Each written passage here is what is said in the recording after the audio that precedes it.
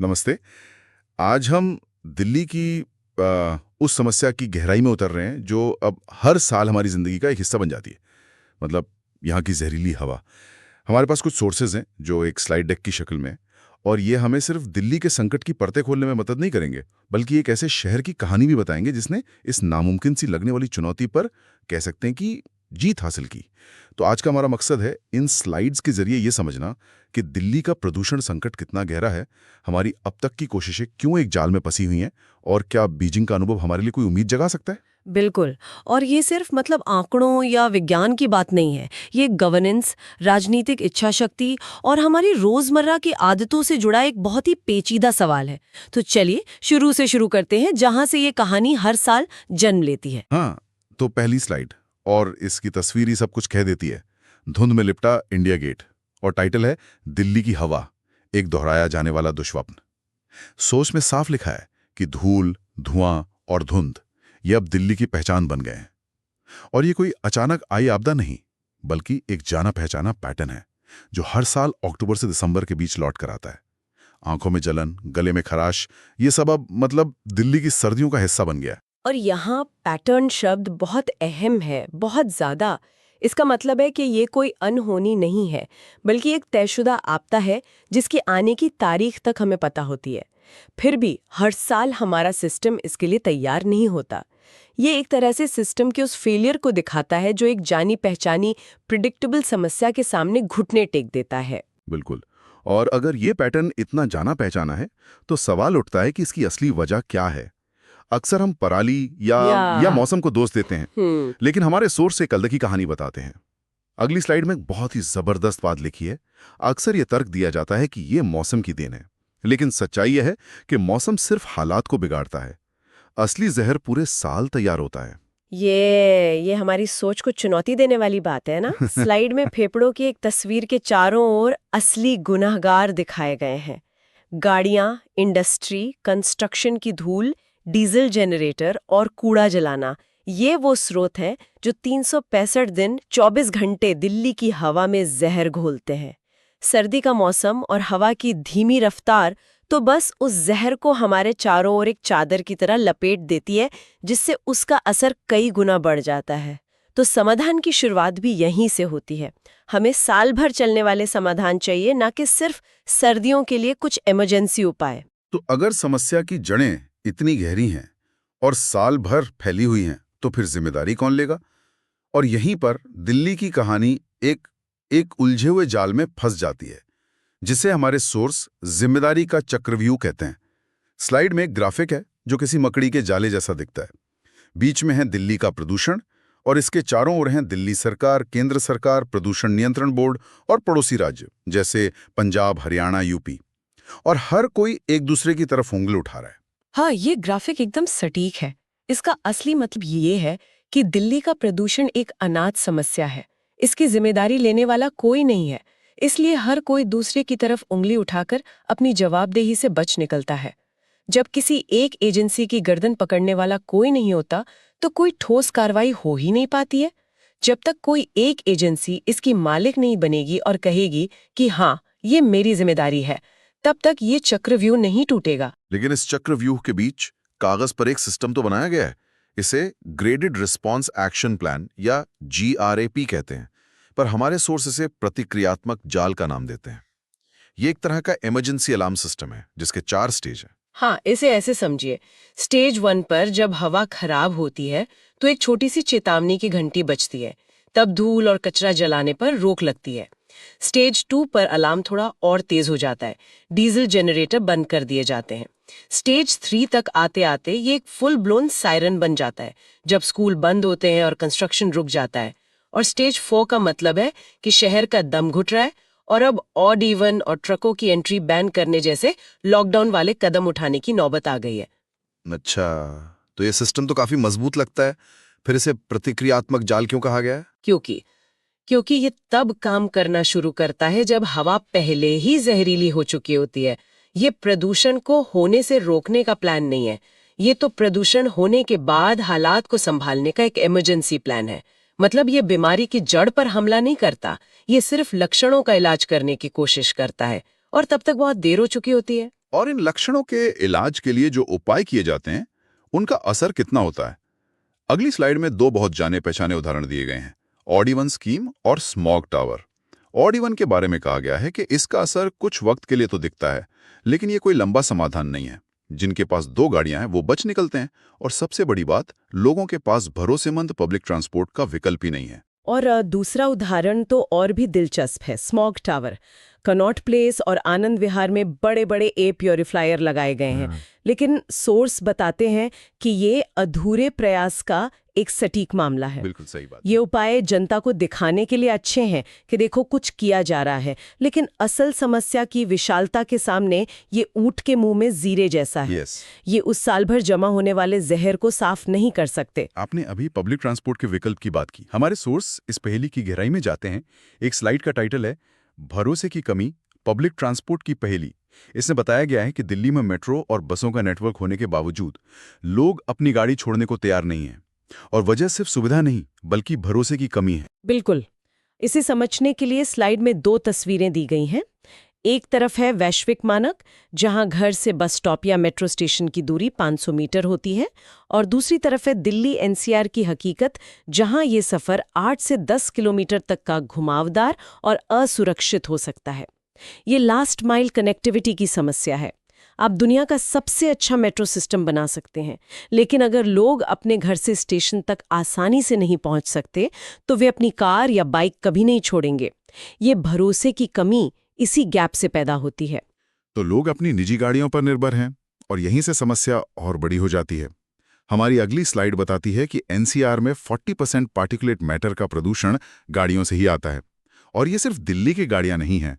करीब 12 लाख गाड़ियां रोज दिल्ली में बाहर से आती हैं, और इनमें से ज्यादातर BS6 मानकों पर खरी नहीं उतरती। हाँ, BS6 का मतलब है वो नई इंजन स्टैंडर्ड्स जो कम प्रदूषण फैलाते हैं।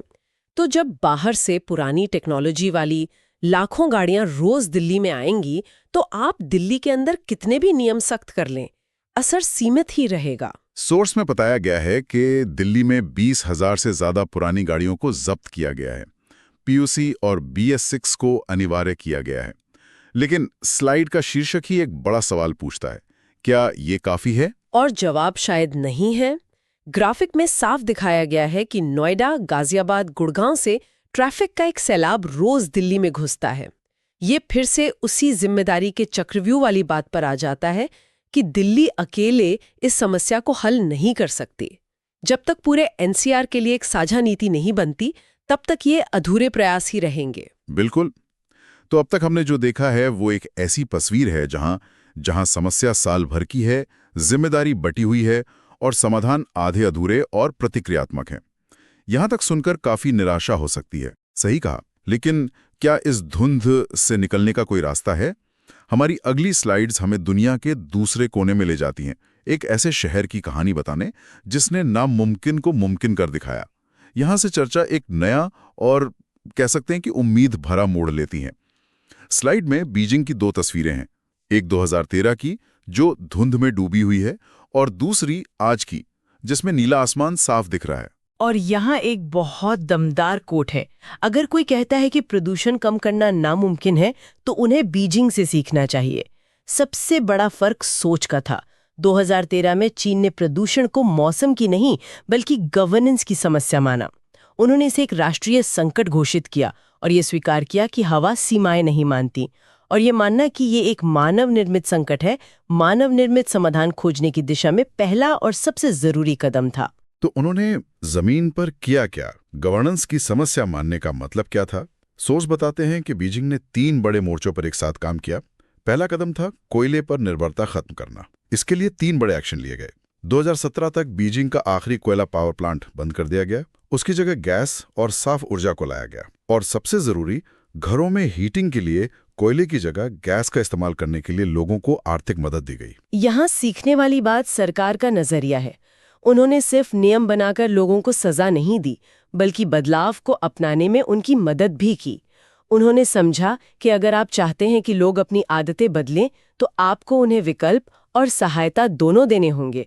ये एक बहुत बड़ा सबक है कि आप जनता को साथ लिए बिना इतना बड़ा परिवर्तन नहीं ला सकती। कोयले के बाद दूसरा और शायद सबसे सख्त कदम था इंडस्ट्री और गाड़ियों पर पूर्ण नियंत्रण। भारी उद्योगों को शहर से बाहर कर दिया गया। नियम तोड़ने पर इतने भारी जुर्माने लगाए गए कि कंपनियों के लिए उनका पालन करना ज़्यादा सस्ता पड़ने लगा। और सबसे अहम, अधिकारियों की जवाबदेही तय की गई। अगर किसी इलाके में प्रदूषण बढ़ता तो वहां के अधिकारी जिम्मेदार होते। और गाड़ियों के मामले में तो उन्होंने दोहरा रवैया अपनाया, मतलब डंडा भी और गाजर भी। एक तरफ लॉटरी सिस्टम से निजी कार खरीदना बहुत मुश्किल बना दिया और लाखों पुरानी गाड़ियों को सड़कों से हटा दिया, तो दूसरी तरफ पब्लिक ट्रांसपोर्ट में भारी निवेश किया। बीजिंग ने दुनिया का सबसे बड़ा इलेक्ट्रिक बस बेड़ा तैयार किया और अपने मेट्रो नेटवर्क को विशाल बना दिया। उन्होंने सिर्फ निजी वाहनों पर रोक नहीं लगाई, बल्कि लोगों को एक बेहतर, सस्ता और भरोसेमंद विकल्प भी दिया। ये रोक और विकल्प का संतुलन ही उनकी रणनीति की सबसे बड़ी ताकत थी। और ये सब सिर्फ बीजिंग शहर तक सीमित नहीं था। उनकी रणनीति का तीसरा स्तंभ था क्षेत्रीय सहयोग और पारदर्शी डेटा। उन्होंने समझा कि हवा किसी शहर की सीमा नहीं मानती, इसलिए जो सख्त नियम बीजिंग में लागू हुए वही पड़ोसी औद्योगिक क्षेत्रों जैसे तियानजिन और हेबई में भी लागू किए गए। एक एकीकृत योजना के तहत पूरे क्षेत्र में काम हुआ। ये सीधे तौर पर दिल्ली की दो सबसे बड़ी चुनौतियों का समाधान है। क्षेत्रीय सहयोग उस जिम्मेदारी के चक्रव्यूह को तोड़ता है, और दूसरा हिस्सा, पारदर्शी डेटा, उससे भी ज्यादा जरूरी है। बीजिंग ने एयर क्वालिटी मॉनिटरिंग का एक मजबूत नेटवर्क बनाया और सारा डेटा रोजाना जनता के लिए सार्वजनिक कर दिया। जब लोगों को हर दिन पता चलता है कि हवा की गुणवत्ता क्या है, तो वे सरकार से जवाबदेही की मांग करते हैं। ये सरकार पर सुधार के लिए लगातार दबाव बनाए रखता है। तो इन सब कोशिशों का नतीजा क्या निकला? अगली स्लाइड में एक बार चार्ट है जो पूरी कहानी बयान कर देता है। शीर्षक है एक दशक का नतीजा, PM 2.5 में 80% की गिरावट। 2013 के मुकाबले आज बीजिंग की हवा में PM 2.5 का स्तर 80% तक कम हो गया है। लेकिन सोर्स इस बात पर भी जोर देते हैं कि ये कोई जादू नहीं था। ये नतीजा 1-2 साल में नहीं, बल्कि एक दशक के लगातार प्रयासों के बाद मिला। और शायद यही सबसे महत्वपूर्ण स्लाइड है। ये हमें बताती है कि कोई जादुई छड़ी नहीं है। वायु प्रदूषण का समाधान एक मैराथन है, स्प्रिंट नहीं। इसके लिए राजनीतिक इच्छाशक्ति को दशकों तक बनाए रखना पड़ता है, चाहे सरकारें बदलें या आर्थिक चुनौतियां आएं। बीजिंग ने एक दशक तक बिना डिगे अपनी नीतियों को लागू रखा, तभी ये नतीजा मिला। तो इसका दिल्ली के लिए क्या मतलब है? क्या हम भी ऐसा कर सकते हैं? आखिरी कुछ स्लाइड्स इन्हीं सवालों पर हमें सोचने के लिए मजबूर करती हैं। एक स्लाइड बीजिंग के व्यवस्थित मॉडल और दिल्ली की उलझी हुई हकीकत के बीच का अंतर दिखाती है और कुछ बुनियादी सवाल उठाती हैं। क्या यहाँ वो राजनीतिक इच्छा शक्ति है जो सख्त और अलोकप्रिय फैसले ले सके? क्या हमारी सरकारें ये मानने को तैयार हैं कि प्रदूषण सिर्फ सर्दियों की नहीं, बल्कि साल भर की गवर्नेंस की समस्या है? यही असली चुनौती है। बीजिंग का अनुभव दिखाता है कि इसके लिए कुछ आर्थिक नुकसान और असुविधा झेलने के लिए तैयार रहना पड़ता है। सवाल तकनीक या जानकारी का नहीं है, सवाल उस राजनीतिक और सामाजिक जोखिम को उठाने की हिम्मत का है। और जब तक ये हिम्मत नहीं जुटाई जाती, तब तक जमीनी हकीकत क्या है? हमारी आखिरी स्लाइड एक ऐसी विडंबना की ओर इशारा करती है जिसे सुनकर मुझे खुद हैरानी हुई। इसका शीर्षक है आपदा में अवसर। दिल्ली में लोग जहरीली हवा से बचने के लिए मास्क और एयर प्यूरिफायर पर निर्भर हैं, लेकिन सरकार बाजार में बिकने वाले एयर प्यूरिफायर पर 18% GST वसूल करती है। मतलब एक तरफ तो हम एक स्वास्थ्य इमरजेंसी की बात कर रहे हैं और दूसरी तरफ उससे बचने के एक जरूरी उपाय पर ही टैक्स लगा रहे हैं। ये बात कुछ हजम नहीं होती। ये दिखाता है कि हमारी व्यवस्था की प्राथमिकताएं अभी भी इस संकट से निपटने के लिए पूरी तरह से तैयार नहीं हैं। ये दिखाता है कि हमें कुछ इमरजेंसी उपायों से आगे बढ़कर एक पूरी व्यवस्था को बदलने वाली सोच की जरूरत है। तो आज हमने इन स्लाइड्स के जरिए दिल्ली के प्रदूषण की पूरी कहानी को समझा। हमने देखा कि समस्या साल भर की है, जिम्मेदारी एक चक्रव्यूह में फंसी है और मौजूदा कोशिशें नाकाफी हैं। फिर हमने बीजिंग का उदाहरण देखा, जिसने एक दशक की मेहनत, सख्त फैसलों और एक व्यापक योजना से अपनी हवा को सचमुच बदल दिया। बिल्कुल, इन सोर्सेस से एक बात शीशे की तरह साफ है। बीजिंग की सफलता इस सोच पर बनी थी कि लोगों का साफ हवा में सांस लेने का अधिकार किसी भी अल्पकालिक आर्थिक चिंता या राजनीतिक सुविधा से ऊपर है। दिल्ली के लिए अब यह सवाल नहीं है कि क्या करना है, क्योंकि बीजिंग ने एक रोड मैप दिखा दिया है। तो फिर असली सवाल क्या है? इन सोर्स को देखने के बाद जो सवाल मेरे मन में रह जाता है वो ये है, दिल्ली के लोग हर साल जिस जहरीली हवा में सांस लेते हैं, उसका दर्द ज्यादा बड़ा है या उस पूरी